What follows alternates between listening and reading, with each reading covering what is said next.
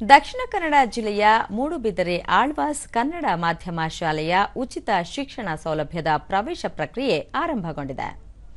March 1ರಂದು ನಡೆದ ಪ್ರವೇಶ ಪರೀಕ್ಷೆಗೆ ರಾಜ್ಯದ ಮೂಲೆ ಮೂಲೆಗಳಿಂದ 26,000ಕ್ಕೂ ಹೆಚ್ಚು ವಿದ್ಯಾರ್ಥಿಗಳು ಆಗಮಿಸಿದರು.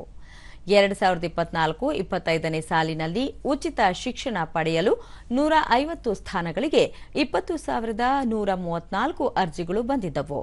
ಅದರಲ್ಲಿ 18,634 ವಿದ್ಯಾರ್ಥಿಗಳು ಪರೀಕ್ಷೆ ಬರೆದಿದ್ದಾರೆ. ರಾಜ್ಯದಲ್ಲಿರುವ ಆಳ್ವಾಸ್ ಕನ್ನಡ ಮಾಧ್ಯಮ ಶಾಲೆ ಶಿಕ್ಷಣ ಹಾಗೂ ಸಾಕ್ಷರತಾ ಇಲಾಖೆಯಿಂದ ಶಾಲಾ ವಿಶ್ಲೇಷಣೆ ಹಾಗೂ ಮೌಲ್ಯಾಂಕನದಲ್ಲಿ ನಂಬರ್ 1 ಸಂಸ್ಥೆಯಾಗಿ ಗುರುತಿಸಿಕೊಂಡಿದೆ. ಇದರಿಂದಾಗಿ ಆಳ್ವಾಸ್ ಕನ್ನಡ ಮಾಧ್ಯಮ ಶಾಲಾ ಪ್ರವೇಶಕ್ಕೆ ಬೇಡಿಕೆ ಹೆಚ್ಚಾಗಿದೆ.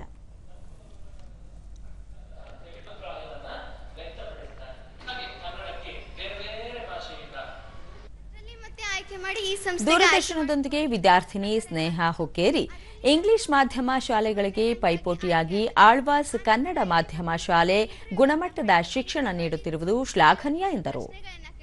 ಅದೇ ರೀತಿಯಾಗಿ ನಮ್ಮ ದೈನಂದಿನ ಚಟುವಟಿಕೆಗಳಲ್ಲಿ ಬಟ್ಟೆ ತೊಳೆಯುವುದಾಗಿರಬಹುದು, ಇದನ್ನೆಲ್ಲ ನಿಮ್ಮಿಂದ ನಿಮಗೆ ಮಾಡ್ಕೊಳ್ಳೋಕ್ಕಾಗತ್ತಾ, ಈ ರೀತಿಯಾಗಿ ಹಲವಾರು ಪ್ರಶ್ನೆಗಳನ್ನ ಕೇಳಿ ಆಮೇಲೆ ನಮ್ಮನ್ನಿಲ್ಲಿ ಆಯ್ಕೆ ಮಾಡಿಕೊಂಡಿದ್ದೆ.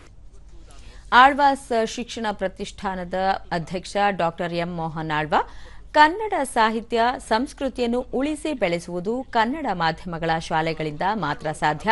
ಆ ನಿಟ್ಟಿನಲ್ಲಿ ಆಳ್ವಾಸ್ನ ಕನ್ನಡ ಮಾಧ್ಯಮ ಶಾಲೆ ಮಾದರಿಯಾಗಿದೆ ಎಂದು ತಿಳಿಸಿದರು. ಮಾತ್ರ ಇಡೀ ಅದರಲ್ಲಿ 6, 7, 8, 9, 10ರಲ್ಲಿ 670ರಷ್ಟು ವಿದ್ಯಾರ್ಥಿಗಳು ಈಗಿದ್ದಾರೆ. ವರ್ಷದ ಇದರ ಬಜೆಟ್ ಸಾಧಾರಣ 8 ರಿಂದ 10 ಕೋಟಿ ರೂಪಾಯಿ. ಅದಕ್ಕೆ ಬೇಕಾಗುವ ಬಜೆಟ್ ದುಡ್ಡನ್ನು ನಮ್ಮ ಆಳ್ವಾಸ್ ಸಂಸ್ಥೆ ಭರಿಸ್ತಾ ಇದೆ.